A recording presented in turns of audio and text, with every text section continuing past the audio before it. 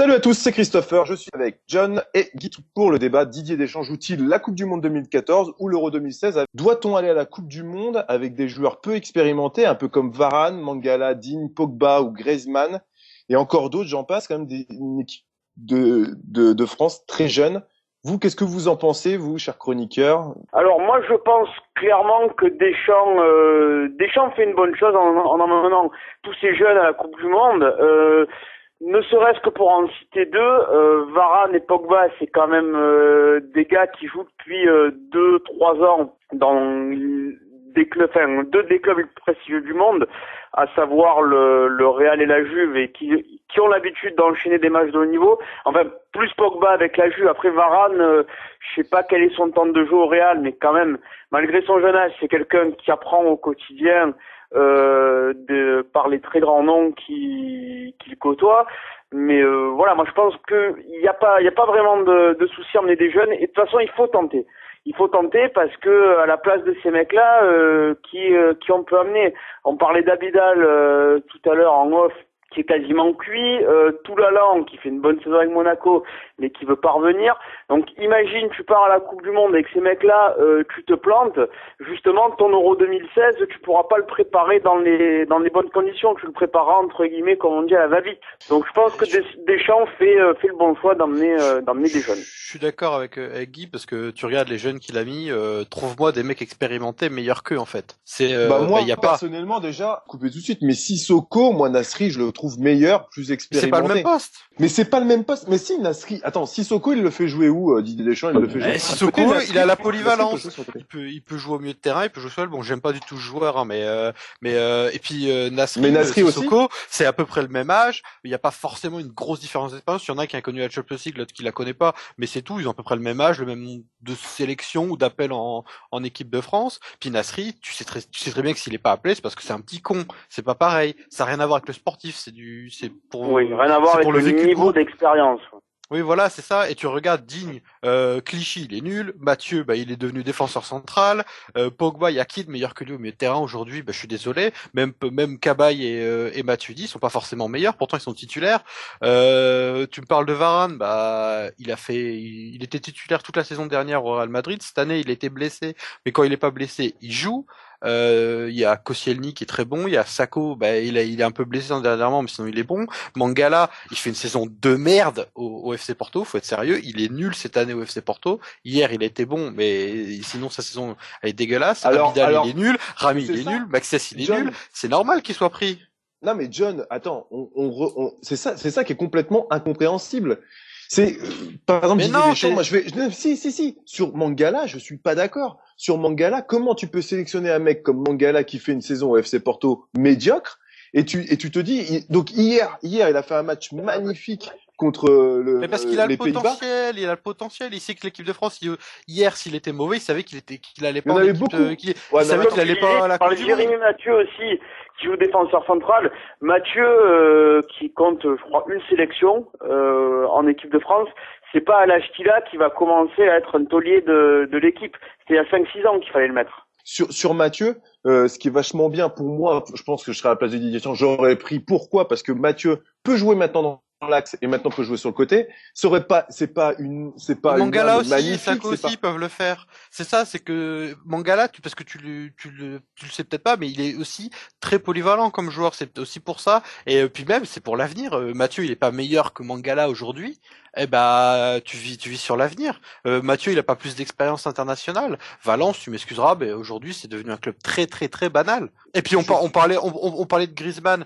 Griezmann aujourd'hui, il y a qui s'est imposé sur l'aile à part Ribéry, Valbuena? Ça a l'air d'être pas trop mal, mais bon, c'est pas son vrai poste. Rémi, il a jamais trop convaincu. Payet, j'en parle même pas. Puis bon, Guy, je pense qu'il va pas me contredire sur Payet, il est fan de l'OM. Payet, et juste sa saison de merde qu'il fait. Même s'il y a eu du mieux ces derniers temps avec Marseille, il est très loin de ce qu'on peut espérer, de ce que j'espère aussi. Griezmann, il a peut-être pas l'expérience, mais il fait une saison Liga à 15 buts. Il a humilié Lyon en barrage de Champions League. Enfin, il fait vraiment une saison de malade, et c'est normal qu'il soit appelé. Même si des mecs sont plus expérimentés, ils font des moins bonnes saisons, ils sont moins bons. Tu t'appelles le meilleur, ça paraît logique, hein. C'est l'équipe de France. Griezmann, c'était clairement son heure hier. Bon, même si on va peut-être y revenir, je l'ai pas trouvé super tranchant, mais je pense qu'il y a il y a de bons espoirs à fonder sur ce mec-là. Puis ouais, il aurait pu par exemple complètement immérité, il aurait pu appeler Thauvin, qui au final est jeune et pas si bon que ça cette année. Il vit une période il a un gros creux en ce moment. Là, appeler Thauvin, ça aurait vraiment dire, je vise sur le futur. Mais Griezmann, c'est vraiment, il mérite. Bon, il est plus si jeune que ça, il a 22 ans quand même. Il a joué en Ligue des Champions, ça fait sa 2e ou 3e saison en Liga, donc il connaît le haut niveau, il le côtoie tous les jours, il est titulaire, il marque des buts. C'est pas du favoritisme, c'est pas du 2016, c'est du maintenant. De toute façon, Didier Deschamps, dans son esprit, c'est toujours le prochain match. Il pense jamais vraiment beaucoup plus loin que le prochain match. C'est très français. Il va objectif gagner le prochain match et puis après ce prochain match, les matchs gagner les le prochain. uns après Voilà. les autres. Non mais c'est un cliché, mais avec Didier Deschamps, c'est un cliché qui est véridique parce que c'est vraiment sa mentalité. Il est comme ça. Sur un point, sur ces jeunes-là, justement, que tu parles, très jeunes, donc je vais revenir sur Varane, sur Pogba, sur Digne, qui n'ont que 20 ans, qui ont une très peu d'expérience en haut niveau. Ils ont fait 2 saisons, certes, mais c'est pas transcendant comme on est revoir. C'est sûr qu'en équipe de France, il y a pas de souci, ils sont très bons. Moi, ce que j'ai peur, vraiment, c'est que il y a une perte de moyens, que ces jeunes soient énormément bousculés. Comme là, on voit hier Griezmann qui a pas été transcendant, comme toi tu l'as dit, Guy. Je te rejoins là-dessus. Il a pas été transcendant, mais c'est normal. C'est sa première sélection, c'est ses débuts, c'est un peu chaud pour lui. Moi, ce que j'ai peur, c'est que ces jeunes soient bousculés, que la pression soit tellement énorme qu'ils n'arrivent même pas à passer au-dessus de tout ça. Et qu'est-ce qu'on va dire derrière tout ça? Ça veut dire que Didier Deschamps c'est loupé. Pour toi, Guy, est-ce que c'est le bon moment? Mais oui, c'est le bon moment. Regarde l'Allemagne qui en 2006 a joué la Coupe du Monde chez elle, a fait jouer un maximum de jeunes et chaque année ils sont à chaque fois présents dans chaque grande compétition depuis, ils sont présents dans le dernier carré. Je sais plus quelle était la moyenne d'âge de l'équipe d'Allemagne quand elle a accueilli quand le pays a accueilli le mondial, c'était très jeune et Klinsmann était à 2 doigts de sortir les Italiens et après de se retrouver en finale. Donc là, c'est le bon moment, clairement. Et puis, ce qu'on a dit tout à l'heure en off, c'est que je vois mal un Didier Deschamps partir à la Coupe du Monde en se disant je prépare l'Euro 2016. Non, lui, ce qu'il veut, c'est la gagner. Au fond de lui, il doit déjà avoir ses idées, ses schémas, ses choix. Et il a enfin trouvé son 11 en plus. Parce qu'il s'est tâté, quoi. Mais là, il a trouvé, donc en plus. Il a disons, il a les cartes pour se dire, je peux peut-être faire quelque chose. Attends, il a trouvé, il a gagné 2 matchs. Voilà, c'est vrai qu'avec tu sais, c'est au niveau de l'animation, quand depuis 2006, t'arrives pas à marquer un but contre l'Andorre, contre je sais pas qui, tu galères, faut que tu gagnes sur un penalty, que là, tu commences à avoir du jeu, tu vois qu'il se passe un truc, tu sais que, Didier, il a trouvé la bonne formule. Après, bien sûr, selon l'adversaire, tu devras changer un joueur, un petit truc, mais là, il a trouvé son schéma, il a trouvé au moins 10 des 11 joueurs, voire aller peut-être 9 sur les 11, et il a enfin trouvé, et il doit se dire que il y a peut-être un truc, peut-être pas la gagner, mais ne pas être ridicule à la Coupe du Monde, c'est... Bon, après, on a quand même toutes les cartes en main pour ne pas être ridicule. Si on a cet état d'esprit, je parle juste d'état d'esprit et l'envie de gagner que l'équipe de France a montré, face à l'Ukraine, le match retour, ça c'était un peu exceptionnel. Mais hier soir, il y a quand même eu de l'engagement dans le bon sens du terme. Au premier tour, on n'a rien à craindre. Donc voilà, il faudra que Deschamps sache les maintenir sous pression, parce que les mecs savent que les qualités ils les ont. Tu prends ces joueurs un par un. Comme on a dit, ils jouent dans les meilleurs clubs européens malgré leur très jeune âge. Donc je vois pas pourquoi ils seraient impressionnés, pourquoi ils auraient une certaine pression. Je vois pas un Pogba lâcher prise dans un grand rendez-vous, parce que le mec a l'air costaud, sûr de sa technique, de son physique. Et puis, comme je disais, tous les week-ends, ils enchaînent des gros matchs en Italie. Donc... On en parle. Tu parles de nos jeunes, mais on a quand même des cadres. Lloris, il a quoi, 27, 28 ans maintenant? 27 ans. Ribéry, il approche de la trentaine. Benzema, il a 26 pareil. Ou 27. Tu vois, t'as Cabaye, c'est plus tout jeune. Matuidi, un peu plus jeune, mais c'est pas jeune ni vieux, c'est entre les deux. T'as Patrice Evra, même si on l'aime pas, c'est pas grave. Il y a Mathieu Debuchy. Je suis pas vraiment fan du joueur, mais pareil, il a quand même une expérience. Il est pas tout jeune. En défense, il y a un bon mix. T'auras certainement Koscielny en défense. Les jeunes, les plus anciens. Ouais, voilà, donc t'as un mix. Regarde toutes les équipes, c'est pas possible de jouer. Il y a personne qui jouait que des 20 ans ou que des 30 ans. T'as un mix, t'as des 20 par-ci, des 25 par-là, des 30 par-là. Et c'est ce qui fait la bonne cohésion de l'équipe et les équipes qui marchent. Regarde, par exemple, l'Espagne, ils ont des trentenaires, des petits jeunes qui arrivent, des moins jeunes. C'est un mix, c'est vraiment, c'est ce qu'il faut, je pense. Puis, Donc pour vous clairement, Didier Deschamps prépare pas son Euro 2016. Il a pas le choix. Il prépare sa Coupe du Monde 2014 avec les joueurs qui sont les meilleurs à son poste. bah clairement, oui, moi tout Ouais, à fait. Bah, comme j'ai dit tout à l'heure, je pense pas qu'il prépare forcément la Coupe du Monde, mais plus qu'il prépare le prochain match. Mais il prend la meilleure équipe pour préparer son prochain match et les prochains matchs, c'est la Coupe du Monde, donc c'est ce qu'il prépare. Ah ben oui, oui, je suis entièrement d'accord avec John et les choix que peut faire Deschamps. Comme on a dit, pour moi, à l'heure actuelle, enfin, surtout derrière, parce que bon, au milieu, on sait que Pogba, Matuidi, Cabaye, c'est quasi c'est incontournable. Hein, c'est eux qui vont Les remplaçants me font tiennent peur la par contre corde. au milieu de terrain perso. Hein. Si t'en as un des trois qui pète ou qui est suspendu, je pense que ça peut vite être la merde par contre. Ah oui, ça oui. Mais après, si tu prends les qualités intrinsèques des mecs et si tu n'as pas de pépin, on peut partir à la Coupe du Monde tranquille avec ces mecs-là, au milieu, en tout cas. Est-ce qu'il y a des joueurs qui vous ont surpris dans cette sélection? Moi personnellement, je vais sortir juste deux joueurs, c'est Sissoko et Guilavogui. Qui sont deux joueurs justement, comme tu parles très bien tout à l'heure, John, deux milieux de terrain, que c'est un peu deux mauvais choix. Pour moi, personnellement, je trouve qu'ils n'ont pas la carrure de l'équipe de France, ils n'ont pas le potentiel de l'équipe de France. Guilavogui revient juste de Saint-Etienne, reprend juste du service ces derniers temps, il a passé une demi-saison à rien faire. Sissoko, il est pas là, il c'est pas pour moi, c'est pas un super milieu de terrain comme Cabaye. Après, pour moi, Cabella est au-dessus. Ouais, mais c'est pas le même poste vraiment. Et puis Sissoko, Ça c'est joue vraiment plus reculé quand même, Sissoko ou Guilavogui que Cabella. Souvenez-vous, les Jacquet, les Santini, les Domenech, il y a tout le monde qui ramène un ou deux touristes. Les mecs, c'est pas ce qu'ils foutent là. Et toujours, t'as vraiment un ou deux mecs de confiance du coach. Et ben là, c'est Sissoko. Alors Guy Lavogui, ouais, je t'avoue, je comprends pas. Bon, déjà, j'aime pas du tout le joueur. Je vois pas ce qu'on lui trouve. Mais alors, derrière, bon, bah, t'as Capou qui est nul à Tottenham, qui joue même plus. T'as Gonalon qui est blessé, je crois, ou qui revient de blessure. T'as Mavouba, bah, qui est blessé. Et puis t'as Schneiderlin, comme Morgan Schneiderlin qui joue au Southampton. Ouais, c'est vrai ce que tu disais tout à l'heure, et là tu le démontres en énumérant tous ces noms. On va vraiment croiser les doigts pour que ni Cabaye, ni Pogba, ni Matuidi n'aient un pépin. Toi, Famini, tu penses que c'est le bon choix, ça pourrait être un bon choix pour Didier Deschamps?